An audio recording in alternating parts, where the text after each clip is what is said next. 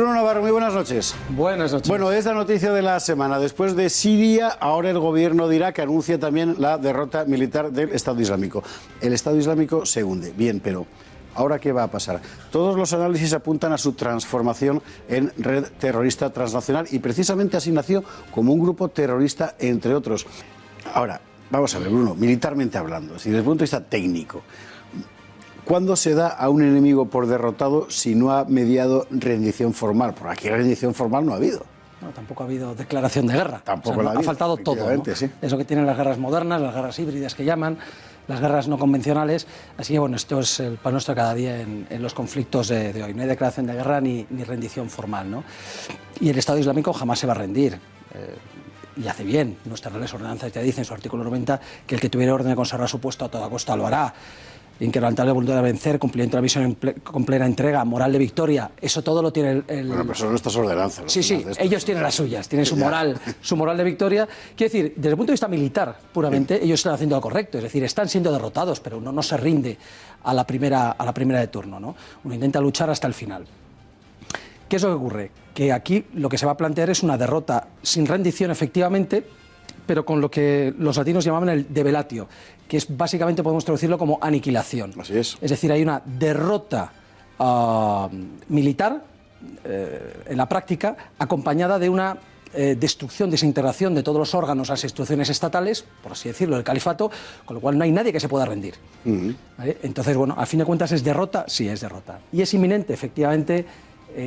Queda aún todavía una pequeña bolsa en el desierto el desierto occidental de Irak, una pequeña bolsa en el desierto, y quedan todavía unas 6 bolsas, que esas son un poco más, 6 bolsas del Estado Islámico en Siria. 3 de ellas serán en los próximos días, semanas, serán aplastadas porque están también en el desierto y es muy fácil, al final, tanto los kurdos apoyados con Estados Unidos como el ejército sirio acabará con ellas. Pero hay 3 bolsas que aún van a tardar bastante porque están en las zonas urbanas del oeste del país.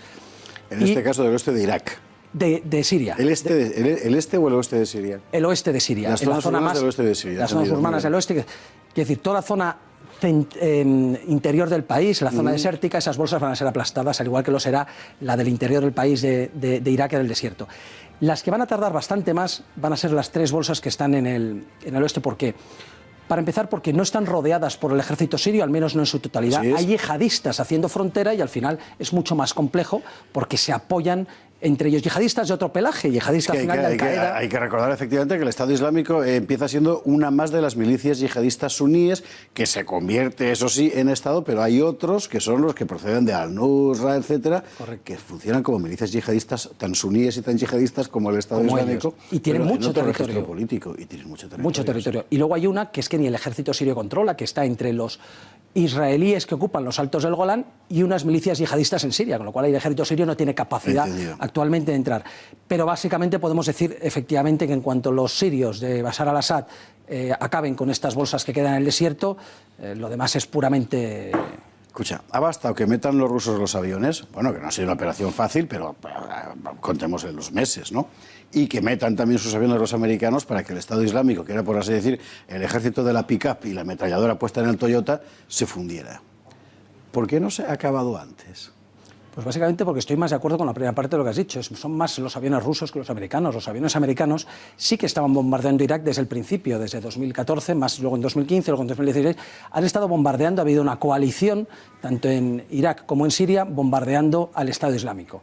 Pero sin embargo no han sido capaces. ¿Por qué? Porque al final se estaba alimentando desde la Unión Europea, Estados Unidos, es decir, el occidente euroatlántico, y por otro lado, desde actores regionales suníes que apoyaban al Estado Islámico, como Turquía, Arabia Saudí y otros, principalmente, han estado alimentando la guerra en Siria e Irak, ayudando al Estado Islámico y a otros grupos yihadistas. Ha bastado en Siria que intervenga Rusia y que los americanos, en vez de apoyar a grupos yihadistas, empiecen a apoyar a los kurdos, que no son amigos de Assad y se enfrentan, pero que son bastante más efectivos militarmente, para que la cosa cambie. Y en Irak, ¿quién es el que ha intervenido? Ha bastado que al final el ejército iraquí, que era muy deplorable, ha bastado que tras años de formarles se acabe teniendo un ejército mínimamente digno y sobre todo la intervención de Irán. Eso que te iba a decir, la Guardia Revolucionaria iraní, claro. Efectivamente, no ha sido tanto lo que hemos hecho, de hecho, todas las reconquistas todas las últimas reconquistas de las zonas desérticas las están haciendo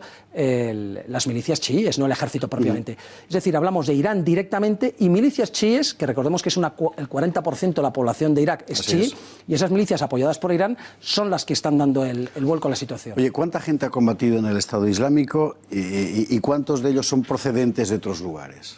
Bueno, las cifras de combatientes en general, de cuántos luchaban con el Estado Islámico, no se saben y es probable que nunca las sepamos con exactitud. Las cifras oscilan entre 30.000 y 100.000. Imaginemos, es un salto, es una diferencia notable, ¿no? Pongamos 40.000 mínimos a 100.000 máximo. En Irak la mayoría, un 90%, eran y son iraquíes, pero en Siria solamente es un 60% de sirios. Por lo tanto, nos damos cuenta que el conflicto internacional principalmente es el de Siria, el que ha traído a tantos voluntarios extranjeros, yihadistas, lo que se llaman combatientes extranjeros. ¿Cuántos combatientes extranjeros? Pues ahí sí que tenemos cifras más exactas. 30.000 los más conservadores, 40.000 llegan a decir las cifras más altas. De los cuales procedentes de Europa unos cuantos miles.